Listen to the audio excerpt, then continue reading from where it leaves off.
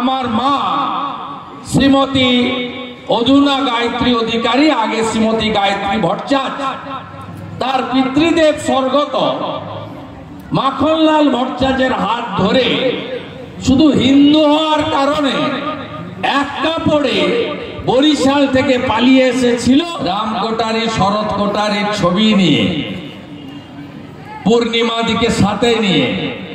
আমরা এই প্রথম শোভাযাত্রা করেছি এবং পুলিশের অনুমতি না নিয়ে করেছি, আর পুলিশ আমাদের বাধ্য হয়েছে হিন্দুদেরকে এই শোভাযাত্রাকে বাধা না দিয়ে এগিয়ে নিয়ে যেতে। পরিবর্তন একটা হচ্ছে, জাগরণ একটা ঘটছে। রাজনীতি তো থাকবেই, কিন্তু এ তো অস্তিত্ব রক্ষার লড়াই, এ তো টিকে থাকার লড়াই নয়।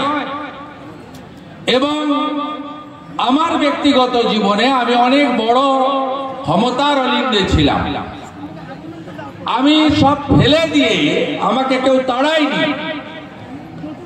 আমি এই ধ্বজের নিচে এসেছি শুধুমাত্র পশ্চিমবাংলায় যে সীমাহীন তোষণ তুষ্টিকরণের রাজনীতি চলছে এবং ডেমোগ্রাফি বদলে দিচ্ছে, সীমান্ত খোলা, রোহিঙ্গা মুসলমান ছেয়ে যাচ্ছে, এর নিরসন যদি না করতে পারি তাহলে একটা সময় 1960 সালে আমার মা শ্রীমতী অধুনা গায়ত্রী অধিকারী, আগে শ্রীমতী গায়ত্রী ভট্টাচার্য, তার পিতৃদেব স্বর্গত মাখনলাল ভট্টাচার্যের হাত ধরে শুধু হিন্দু হওয়ার কারণে এক কাপড়ে বরিশাল থেকে পালিয়ে এসেছিল। আর আমাদেরও যেদিকে যাচ্ছে 31 সালের পরে আমাদেরকেও পালানোর রাস্তা খুঁজতে হবে, জায়গা খুঁজতে হবে।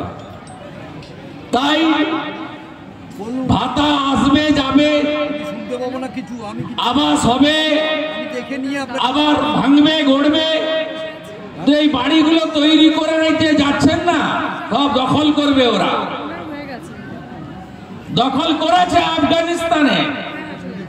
আফগানিস্তানে সবচেয়ে বেশি সম্পদ ছিল হিন্দু, শিখ এবং জৈন পার্সিদের হাতে, একদম শূন্য করে দিয়েছে।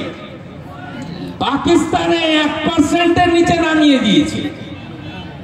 লাহোর, ইসলামাবাদ থেকে শুরু করে সব বড় শহর, শিক্ষা, বিজনেস, সম্পদ, অর্থ সব ছিল হিন্দু, শিখ, পার্সিদের হাতে।